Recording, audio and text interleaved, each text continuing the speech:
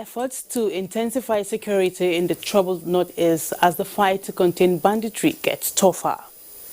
And for the global pandemic, we have new response from the ECOWAS Commission. And this is Panorama of the NTA. We are live in Abuja. I am Tessie Omeri. You're welcome.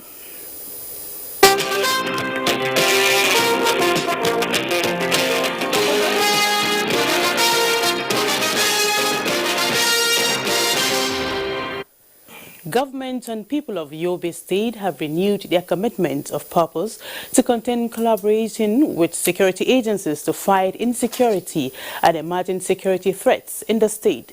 This was among the resolutions reached at a one-day security stakeholders meeting presided by Governor Malabuni in Damaturu, the state capital. Yunusa Suleiman reports. One-day stakeholder security meeting brought together heads of security agencies, traditional rulers, religious leaders, farmers and herders, vigilantes and hunters, in addition to youth groups, to strategize and agree in principles on how to overcome emerging security threats in the state. Declaring the session open, Governor Malabuni said the meeting followed efforts by the State High-Level Security Conscious and Sensitization Committee, which toured emirate councils and interfaced with relevant stakeholders. Today's meeting also provides us with an opportunity to assess and conduct a follow-up to the Security Sensitization Liaison Committee to suggest proactive measures of nipping possible threat in the food well ahead of time. The meeting dwelled on the findings of the committee as a lot of security issues were raised during the interaction at various council areas, and therefore the decision by government to call the one-day stakeholder security meeting is to adopt practicable and workable strategies to tackle matters associated with security. In Damaturu, Yunusa Suleiman, NTA News. And following credible intelligence on bandits at Bangudu local government area of Zamfara state, troops of forward operating base Kekuje responded immediately and eliminated 30 bandits while 24 cows and several sheep recovered. Details of recent operations contained in a statement by the Coordinator of Defense Media Operations, Major General John Enenche, indicate that troops deployed at Maradun also responded swiftly to an information on reprisal attack by bandits at Jambako village in Maradun local government area of Zamfara state, killing 5 in the encounter. Similarly, following a tip-off, 2 suspected bandits collaborators were arrested at Dungum Muazu village in Sabwa local government area of Katsina state. And still talking security, following the successful repelling of a Boko Haram Islamic State of West Africa province ISWAP terrorist attack on Marite with the destruction of 7 gun trucks by combined ground and air operations, the Directorate of Defense Media Operations says the Air Task Force of Operation Lafia Dole has obliterated 6 more gun trucks and eliminated scores of terrorists who were attempting to reinforce their colleagues in the attack.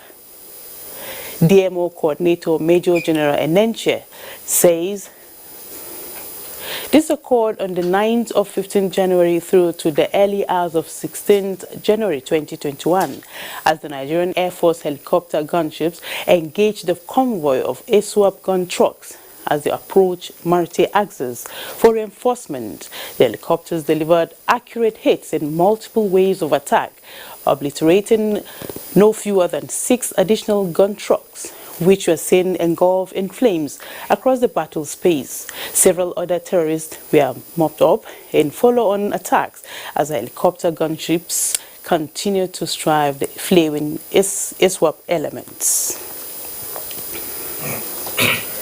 And the Inspector General of Police, Muhammad Adamu, has applauded the police Mobile Force 9 Squadron Kanu for repelling attacks on their convoy by bandits, numbering about 100 along the Brendingwari-Funtua highway. A statement by the force says, contrary to unconfirmed reports in sections of the media, the officers successfully repelled the attack and neutralized some of them, while some scampered into the bush with gunshot injuries. Regrettably, 4 officers paid the supreme price during the exchange of gunfire, while an officer is still missing.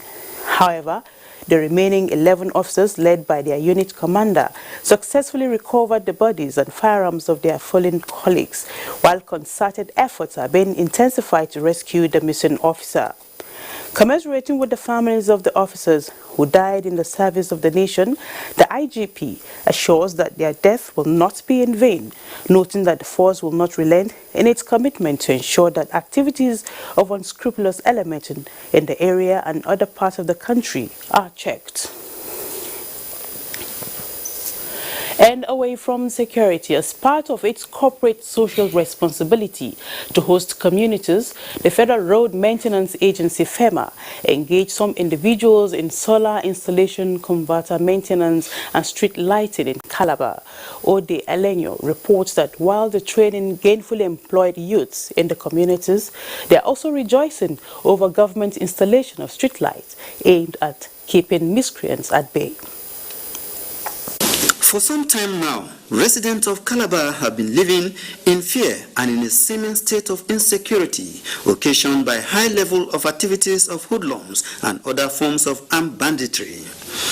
These actions, many say, were due primarily to lack of some basic facilities such as functional street lights to expose activities of social miscreants. That narrative is fast changing because the federal government has not only installed functional street lights, but it has also gainfully engaged youth in ventures such as installation of solar-powered street lights. This street light will protect, it will be in form of security,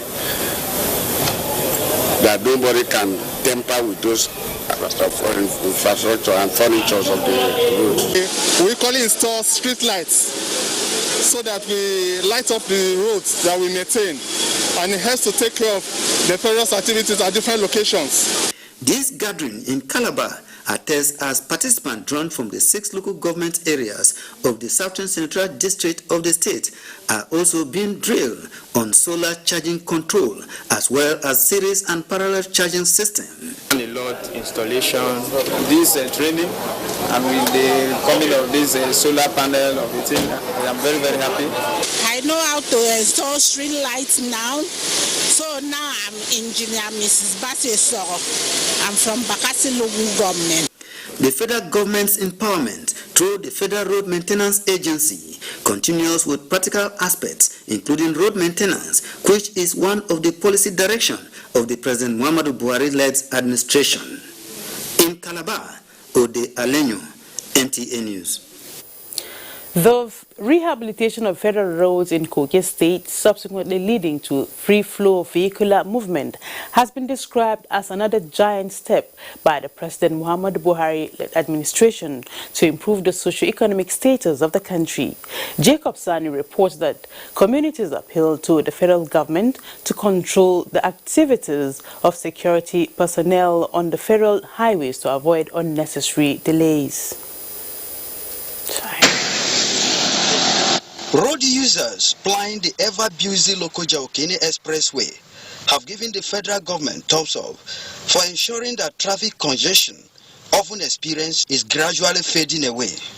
Many others who spoke, including commercial vehicle drivers, businessmen, confirmed that they have never had it so good, especially most bad portions which previously caused delays were smoothened for uninterrupted traffic flow. Road from Lokoja to Abuja is good. You discover that quite a number of socio-economic infrastructures, road inclusive, are taking better shapes during this particular administration in this particular country. Vehicles now move very freely through all the nook and crannies of the country today, conscious of the fact that good roads in existence before have now become better in almost all parts of the country. To be sincere, I won't tell you, there are a lot of work going on.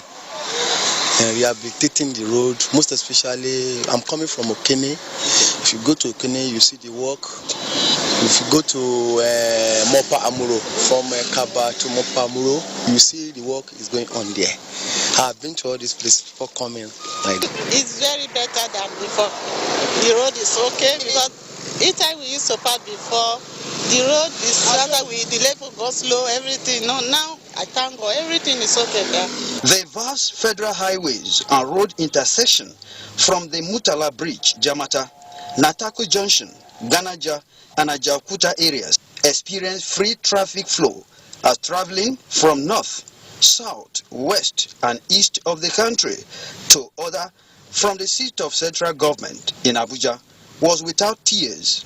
The remediation work is now completed on one part of Jamata Bridge, while the Abuja, Lokoja, Okene Road and Okene Bypass are motorable with several intersections now repaired. Jacob Sani, NTA News.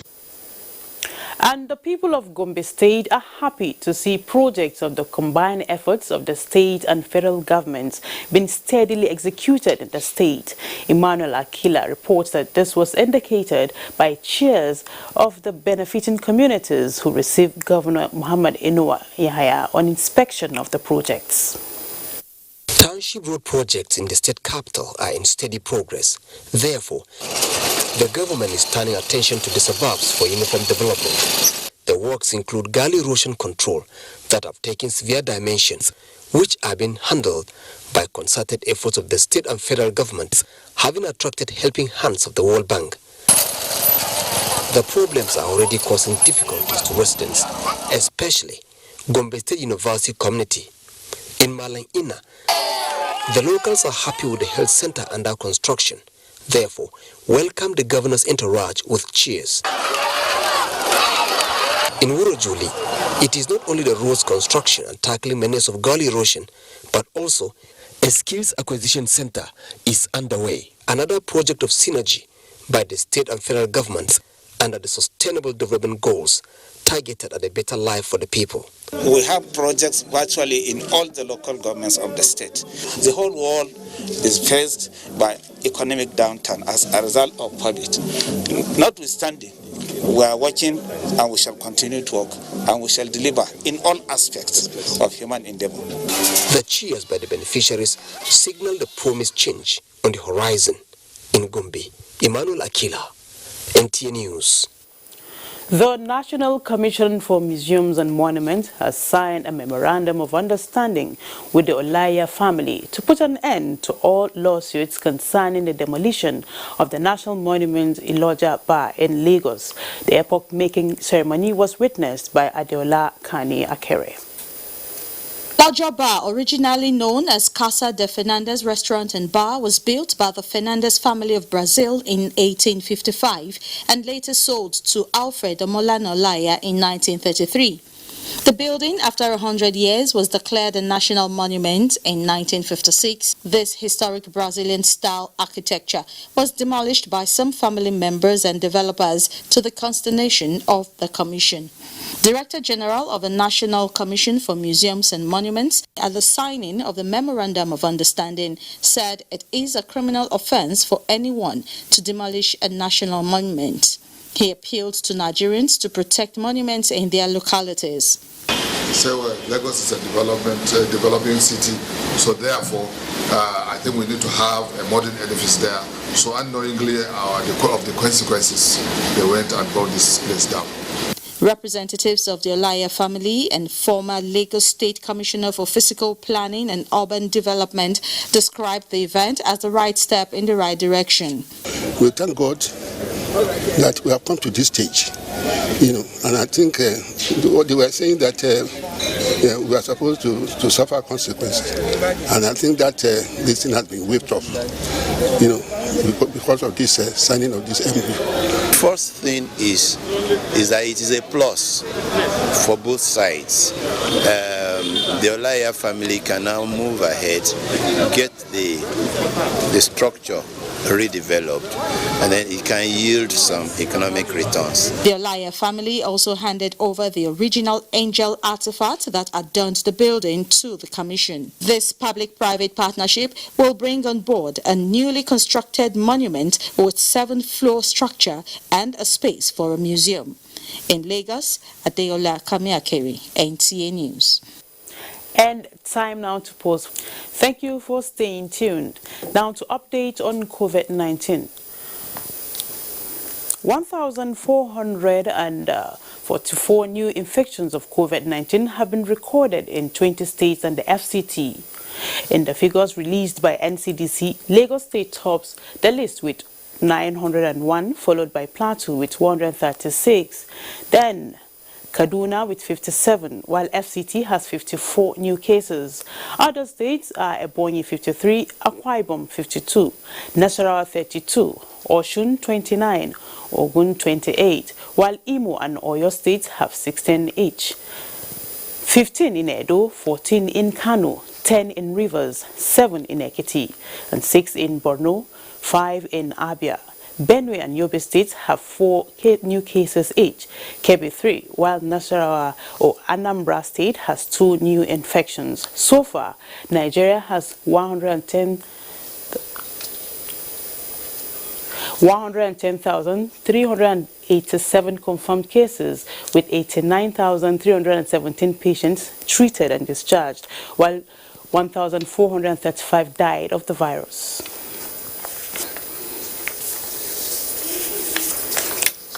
And ECOWAS is fronting a regional strategy to acquire COVID-19 vaccines for the region. Thus, the president of ECOWAS Commission, Jean-Claude Cassibro, considers as a more beneficial and economic approach to get citizens of the community vaccinated. Onenge Fineface reports. There is a global scramble for vaccines against the ravaging coronavirus pandemic. The United States, China, and some countries in Europe have already begun vaccination of their citizens, and African countries are in a hurry to get doses as well. In a presentation to plenary at the ongoing ordinary session of the ECOWAS Parliament, President of the ECOWAS Commission, Jean-Claude Cassibro, says a united front to get the vaccine is the best option for the region. Is to see how we come together and collectively work to address the issue of the vaccine. Because if we do it collectively, we can have better price.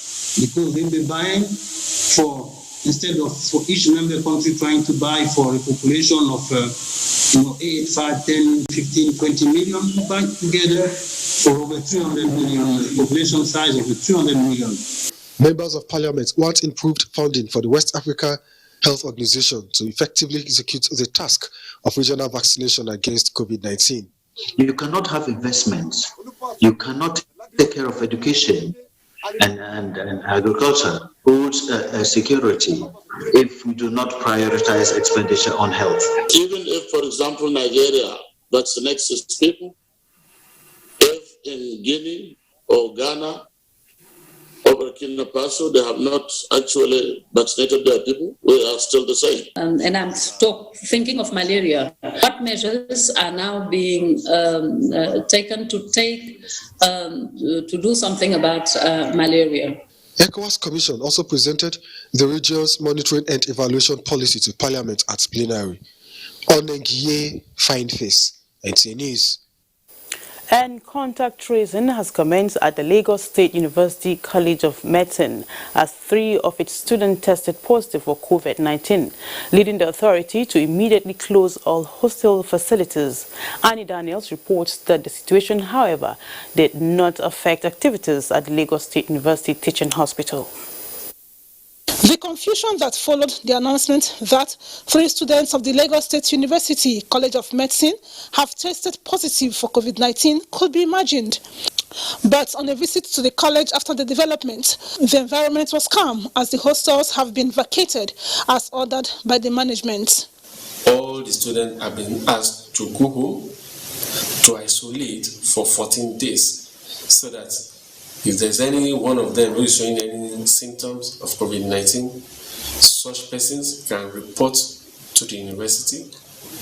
A phone number has been made available to all the students to call. The coordinator, Center for Information, Press and Public Relations, Lagos State University, Ademola Adekoya, said the decision was made to curtail the spread of the virus. The spokesperson said the college was temporarily shut down as students are expected back after observing the 2 weeks self-isolation. The university is already sensitizing students and the university community and the general public that COVID-19 is not a death sentence. Anyone can have COVID-19, but what we need to do is to report to the appropriate quarters so that they can get appropriate treatment. Adekoya also debunks claims from various quarters that some of the college officials also tested positive for coronavirus, urging members of the public to please remain calm as the college is working assiduously to ensure the situation is brought under control. In Lagos, Annie Daniels, NTA News. And under the COVID-19 guidelines, schools at the primary and secondary level in the FCT have opened their gates for students to resume for the second term 2020-2021 academic session. Hadiza Gordon Ebune visited some schools in the FCT to ascertain the level of COVID-19 protocol compliance. COVID-19 protocols, schools in the FCT resumed for a new academic session. Both teachers, students and parents were checked before gaining entrance into the school premises. NTA crew were not spared in these routine checks in all schools visited. We are briefing the teachers. Social distance is being observed, and you see our children with face masks. There's a teacher at all points when they're coming to make the work easier for them. They put their face mask, it's compulsory, it's a must. So everything will be everything for the COVID-19 or NCDC protocol is being observed in this school. To ensure compliance to COVID-19 protocols, safeguard students and enhance learning in a safe environment, schools have made provisions for more classrooms to ensure social distancing among students. I believe we actually can observe all safety measures and keep ourselves safe and at the same time learn. There are hand washing equipment at very strategic places in the school. It is something that has just come into place, so we have to adopt, we have to adjust to it because we have to take necessary care so that we will not be involved in any harm that will come to us. They will separate us social distancing because of the COVID-19. When we enter, they check our body temperature, then we wash our hands and sanitize it. Authorities say everyone will be carried along to ensure a coronavirus-free learning environment. Hadiza Godwin Ebune, NTA News. And on sports, Nigeria's golden